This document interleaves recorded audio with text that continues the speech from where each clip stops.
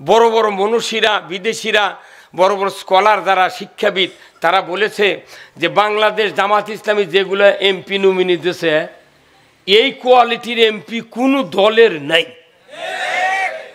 খালি doctorate, doctor, অধ্যক্ষ, professor, কি খালি সেই রকম। জ্ঞানী লোক তো সংসদে যাওয়া লাগবে, কথা কন না। যাদেরকে দিয়ে দুনিয়া শাসন করা হবে, ওই লোক যদি জ্ঞানী না হয়, অজ্ঞানক দিয়ে শাসন করা যায় না।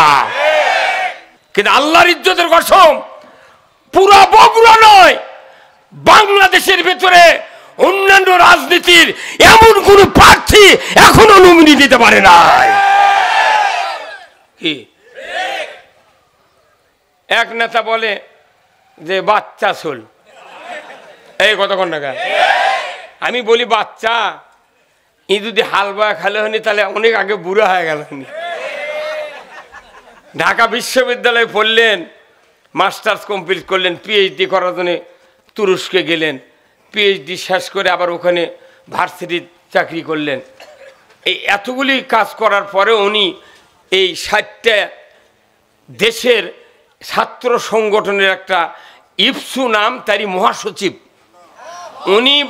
বাংলাদেশ নয়, প্রায় মধ্যপ্রাচ্যের এমন কোনো দেশ নাই যে সেই দেশের প্রধানমন্ত্রীর সাথে ওনার ছবি নেই। তা কি করছে বাচ্চা। আমি বলি এই বাচ্চার 10 ভাগের 1 ভাগ যোগ্যতা তোমার অর্জন করতে আবার ক্লাস 1-এ ভর্তি হওয়া লাগবে। ঘন্টার পর ঘন্টা ইংরেজিতে বক্তৃতা দেয়, তুরস্কের ভাষা দিয়ে বক্তৃতা দেয়, বাংলা ফাটে ফেলে দেয়। আমরা এইবার বাংলাদেশে সকল এই জন্য আসুন, আমি আপনাদেরকে সিরাত মাহফিলে প্রাথমিক পর্যায়ে অনেক কথা বললাম, কারণ কি আপনাদেরকে একটু টেস্ট করলাম যে শক্তি কিরকম আছে। আলহামদুলিল্লাহ, ওই যে স্টলের ভেতর ভাইরা বসে আছেন ওখানেও হাত তুলছেন ওনারা, ওনাদেরও জোশ লেগে গেছে। আল্লাহু আকবার। আমি এখন বলি, রসুলের জীবনটা 2 ভাগে বিভক্ত। কয় ভাগে? 2 ভাগে। একটা হলো মিলাদুন নবী আর একটা হলো সিরাতুন নবী। এখন মিলাদুন নবী কি? জন্ম বৃত্তান্ত। ওনার জন্ম বৃত্তান্তকে মিলাদুন নবী বলে। তারই ভেতরে জন্ম বৃত্তান্তর মধ্যে 1 নম্বর হলো যে আব্দুল্লাহর ঔরসে মা আমিনার গর্ভে, তাই না? উনি পৃথিবীতে আসলেন দিন না রাতও না, শবে সাদেকে পৃথিবীতে আসলেন। উনার বংশের নাম ছিল কোরাইশ, দাদার নাম আব্দুল মুত্তালিব, আর আপনার হচ্ছে বুড়া বাপের নাম কি ছিল? আব্দুল মান্নাফ নাকি? আচ্ছা, এই যে এই বংশ পরিচয় দিয়ে এনে দরুদ সালাম পরে আজকে 40 বছর আগে আমরা মিলাদ পরে জিলেপি টিলেপি খুরমা খায় বাড়ি বিলে গেছি। এটাই হচ্ছে মিলাদুন নবী, কথা ঠিক কিনা? তো রসুলের মিলাদুন নবী মানে কি? রসুলের জন্মতে ওনার একটা আপন চাচা আবু তালেব এত খুশি হয়েছিলেন। উনি কাফের মুশরিক, কিন্তু ভাস্তে মুহাম্মদ জন্ম নেওয়ার কারণে এত খুশি হয়েছিলেন যে ওনার বাড়িতে একটা কৃতদাসী ছিলেন, তাকে আজাদ করে দিয়েছে। আবু লাহাব। তাহলে রসুলের জন্মে এত খুশি, কিন্তু মিলাদে খুশি হয়ে লাভ হলো না। কত কন্যা লাভ হলো? মিলাদের উপর মিলাদ যদি কেউ জীবনে নাও পড়ে তাও তার গুনাহ হবে না। এই জীবনটা জানা দরকার। অমুকের বেটা, অমুকের ছেলে, এত বংশ, এত সালে আসছে, সকাল নয় রাত নয়, ভোর শোভে সাথে গাচ্ছে, এই পর্যন্ত একটা জীবন জানা দরকার, কথা ঠিক কিনা? কিন্তু সিরাতুন নবী এমন একটা জীবন যে সিরাত যদি কেউ না মানে তার জন্য জান্নাতে যাওয়া বাধা হয়ে দাঁড়াবে। রসুল ও আবু তালেব এত কোলের কাছে নিয়ে লালন পালন করলেন, বাপ নাই মাও নাই, আমার ভাইস্তা কোলজের করে নিয়ে শিবি আবু তালেবের 3.5 বছর ছিলেন উনি, তাও রসুলক ছাড়েনি। কাফেররা কথা তুমি যাবে কা? কোথায় না, আমার ভাইস্তা যেখানে আমিও সেখানে। 3.5 বছর থাকার পর দেখা গেল এই রসুল নবুয়তের দাওয়াত দিচ্ছেন, কিন্তু দেখা যাচ্ছে যে এক সময় আবু তালেব শয্যাশায়ী মানে মৃত্যুবরণ করবে। তখন আল্লাহ রসুল বললেন, চাচা আমাকে এত ভালোবাসলেন আপনি, তে দয়া করে একটাবার খালি কালেমা পড়েন চাচা, খালি লা ইলাহা ইল্লাল্লাহ পর্যন্ত পড়েন, তাও আপনার কিয়ামতের দিন সুপারিশ করে জান্নাত দেব। তখন এই উতবা সাহেবা মুগিরা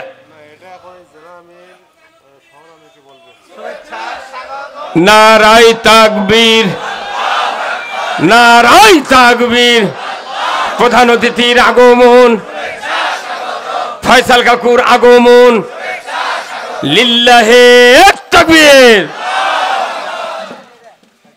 আমি বলছিলাম যে এত কোলে কাকলে মানুষ করলেন, করার পরে কালেমা নসিব হলো না, কথা ঠিক কিনা? এখন রসুলকে বললেন যে না বা এতদিন যা করছি করছি, ওই ধর্ম আর আমি ছাড়তে পারবো না। শেষ পর্যন্ত রসুল্লাহ সাহাবাদেরকে বললেন যে একটা পাথরত লেখো, লা ইলাহা ইল্লাল্লাহু মুহাম্মাদুর রাসূলুল্লাহ। পাথরত লেখে আনলো, আল্লাহ রসুল এই চাচার মুখের কাছে ধরলো, চাচা দেখেন তো এটি কি আছে, আরবের লোক তো পড়তেই পারবি, এইভাবে ধরিছে। কি পরিণতি, জান্নাত ভাগ্যে নাই। তখন আবু তালেব বলেছে, ভাস্তা এটি তোর নাম আর তারই নাম। এইরকম লোক আমাদের সমাজে কোনো এখনো আছে, হ্যাঁ আছে না? যদি বলা হয় ভাই কেমন আছেন, আলহামদুলিল্লাহ কয় না, কয় উপর আল্লাহর দয়ায় ভালো আছি, কি তাই কয় না? তাহলে এখানে বলেছে তোর নাম আর তারই নাম। এত ভালোবাসলো মিলাদুন নবীর উপর রসুলকে, এত ভালোবাসলেন উনি। তারপরেও ওনার যখন মৃত্যু হয়ে গেল, আল্লাহ রসুল বললেন, আমার সাহাবীরা তোমরা শোনো, আমার এই চাচা যখন কিয়ামতের ময়দানে উঠবে, তাকে জাহান্নামে দিবে আল্লাহ, আর তার শরীরে কোনো আগুন ঠেকবে না, কিন্তু তার পায়ে থাকবে দুটো জুতো। কিসের জুতো? আগুনের। তার শাস্তি এই। তাহলে নবীকে কোলে কাকলে মানুষ করে নবীর মিলাদুন নবীর উপর কত খুশি, তারপরে জাহান্নাম থেকে মুক্তি। তাই আমাদের সমাজে আমরা যদি খালি ওই মিলাদুন নবী নেই পড়ে থাকি, সিরাত যদি গুদ হয়ে যায়, জান্নাত পাওয়ার সম্ভাবনা আছে? হ্যাঁ তোর ওখানে আছে? তাহলে এই জান্নাতে যাওয়ার মতো কথা কোরআনে আছে না নাই? তাহলে আমরা এই সিরাতটা, রসুলের সিরাতটা জানতে চাই। এখন রসুলের সিরাত জানার আগে মানুষ সৃষ্টির তথ্য আগে আপনাদেরকে নিতে হবে। রসুল তো সর্বশেষ নবী, কিন্তু সর্বপ্রথম নবী তার নাম কি? তিনি আমাদের আব্বা। আল্লাহু আকবার। আদম আলাইহিস সালাম পৃথিবীতে সৃষ্টি হয়নি, তামাম ফেরেশতা আর জিন দিয়ে পুরো পৃথিবী ভর্তি। এখন এই ফেরেশতাদের ডাক দিয়ে আল্লাহ বললেন কি, ওয়াইজি ক্বালা রাব্বুকা লিল মালাইকাতি ইন্নী জাইলুন ফিল আরদি খলিফা। মানুষ সৃষ্টি হয়নি, তখনই আল্লাহর ধারণা, আল্লাহ ফেরেশতার ডাক দিয়ে বললেন যে আমি পৃথিবীতে খলিফা সৃষ্টি করব। অনেকেই বলে এর অর্থ যে করতে চাই, একটা মানুষের কাছে করতে চাই মানে তাহলে ওরও পরামর্শ নিবার চাচ্ছি, কিন্তু আল্লাহ সিদ্ধান্ত নিয়েছে আমি করব। আল্লাহু আকবার। এখন এই ফেরেশতা যখন শুনিছে আল্লাহ আমাকে বাদ দেয়া আরেকটা মখলুকাত বানাবি, তখন ফেরেশতারা কয়েকটা ফিরিস্তি আল্লাহর সামনে প্রকাশ করে দিল। কি? তারা দাঙ্গা করবে, তারা রক্তপাত করবে, তারা মারামারি, তারা ঈমান আনবে না, নবীদেরকে হত্যা করবে, সমাজ অশান্তিতে ভরে দেবে। এই জাতিক সৃষ্টি করেন না আল্লাহ। কি আবেগ ওর কিরে! আল্লাহ তখন চিন্তা করি, বাবু আমার থেকে বেশি দানে রে, কত কোন টাকা। তখনই আল্লাহ ধমক দিলেন, স্টপ ইওর মাউথ। আল্লাহ বললেন, ইন্নী আ'লামু মা লা তা'লামুন, আমি আল্লাহ যা জানি তোমরা তা জানো না। আসলেই তো তাই। তাহলে আল্লাহ বেশি জানে। এরা কাদেরকে বলল? ফেরেশতাদেরকে। আচ্ছা বলেন তো, আল্লাহ যে বললেন যে আমি সৃষ্টি করব খলিফা, এই বলার পর ফেরেশতারা কি উত্তর দিবি, এটা কি আল্লাহ আগে জানতেন না? হ্যাঁ জোরে কন। এখানে যত লোক আছেন, মনে করেন কারু ধান কাল পড়ে গেছে এই ঝড়ে, কেউ আবার ধান পাকিছে না, ওষুধ দিবি, মনে মনে হচ্ছে বারে আজ তো ছেড়ে তো যাচ্ছে, কাল বহু কাজ আছে, মনে মনে হচ্ছে না? কিংবা একটা বিয়ে বন্দোবস্ত হবে আপনার মেয়ের, তাহলে চাওয়া পাওয়া কি এগুলো সম্পর্কে কাল কি বলি জামাই খবর দিলে, এই যতগুলা আগামী দিনের চিন্তা মানুষ করে সব খবর কে জানে? আল্লাহ আগাম খবর জানে। আল্লাহু আকবার। আল্লাহ জানে আমি এই কথা বললে ফেরেশতারা এই উক্তি করবে, এটা কোন আল্লাহ জানে। আল্লাহ তখন বললেন আমি যা জানি তোমরা তা জানো না, অতএব তুমি চুপ। তোমরা যে এই ফিরিস্তি পাঠ করলে, আমি তো চাচ্ছি এই ফিরিস্তি পাঠ করলে এই ফিরিস্তি দমন করার জন্য আমার হাতে তো শক্তি আছে, কথা ঠিক কিনা? সেই শক্তিটা হলো কোরআন, সেই শক্তিটা হলো সহিফা। আদম আলাইহিস সালাম থেকে শুরু করে 1 লক্ষ মতান্তরে 2,24,000 পয়গাম্বর, যত নবী রাসূল পৃথিবীতে আছেন তাদের উপরে মাত্র 104খানা কিতাব নাযিল হয়েছে। কতখানা? আসমানি কিতাব কতখানা? 104খানা। তারই ভেতরে প্রধান কয়খানা? তারই 1 নাম্বার কোনটা? তার 2 নাম্বার ইনজিল, তারপরে তাওরাত, তারপরে জাবুর। এই 4টে কিতাব। 4 কিতাবের মধ্যে 1 নাম্বার হলো আবার আল কোরআন। এখন প্রত্যেকটা নবীকে সহিফা দিয়ে, কিতাব দিয়ে ওই খলিফাকে আল্লাহ খেলাফত দিয়েছেন, কথা ঠিক কিনা? আচ্ছা বলেন তো কোন নবীর 4 জন খলিফা ছিলেন? আমাদের নবীর, তাই না? সেই 4 খলিফা কে কে? হযরত আবু বকর, হযরত উমর, হযরত আলী, হযরত ওসমান রাদিয়াল্লাহু তাআলা আনহুমা আজমাইন, এই 4 জন খলিফা। আচ্ছা এনারা কি পীরের খলিফা? না। তবলিগের খলিফা? জামাতের খলিফা? হ্যাঁ, তেরা কার খলিফা? কেন খলিফা ডিগ্রি হলো সেই কথা এখন?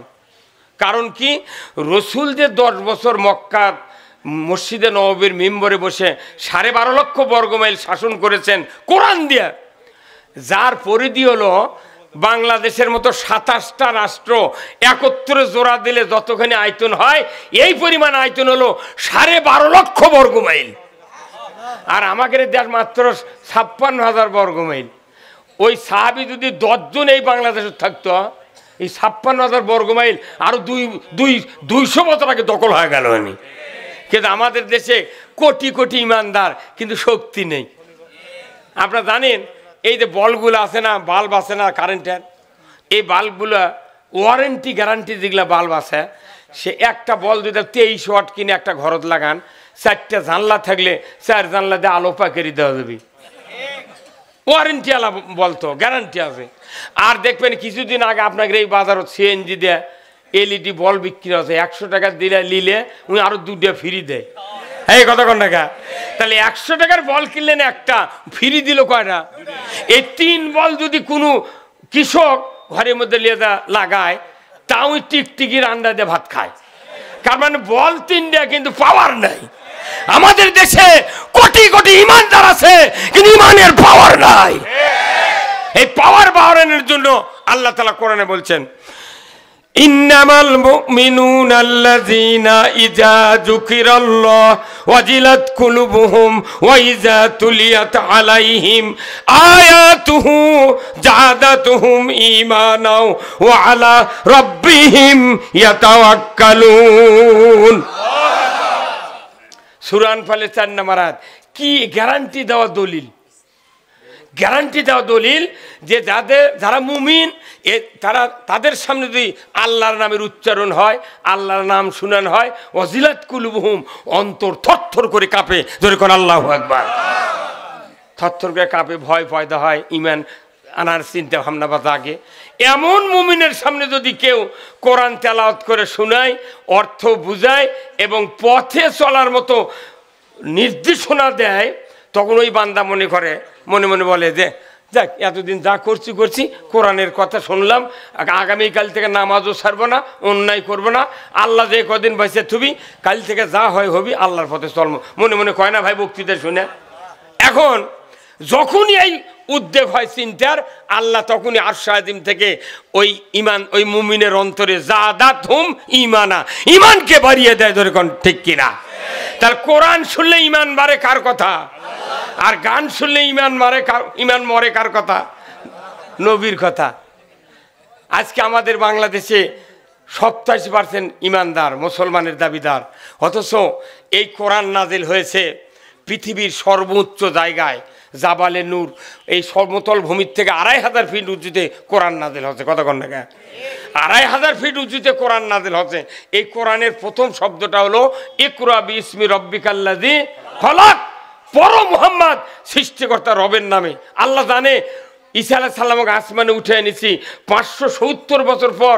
যে জাতি অন্ধকারে পরিণত হয়ে গেছে, আইয়ামে জাহিলিয়াত, অন্যায় অপকর্ম কোনোটা বাকি নাই, মানুষ মারার থেকে শুরু করে জীবিত মেয়ে শিশু কবরস্থ করছে, এতগুলি অপরাধ যেহেতু এখন শুরু হয়ে গেছে, আমার আল্লাহ ভালো করে জানে যে এখন এমন একটা কিতাব পাঠাবো যে কিতাব পড়লে এই অমানুষ মানুষে পরিণত হবে।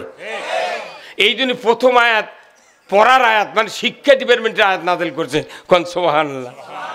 আল্লাহ ইচ্ছা করলে মসজিদ, মাদ্রাসা, রোজা, হজ, উমরা, কুরবানি কথা বলে পারলেন না, কিন্তু প্রথম কথা পড়া। বাংলাদেশের মানুষ আমরা পড়া ছেড়ে দিছি। এমপিরা পড়ে না, চেয়ারম্যান পড়ে না, মেম্বার পড়ে না, মৌলবীরাও পড়ে না। ওই 22 বছর আগে যা পড়ছে ওটাই এই জুম্মাতে এটা একবার, আবার ওই জুম্মাতে আরেকটা পড়বা। এই খালি রুটি ফলটা এইভাবে আছি। হ্যাঁ কথা কন না।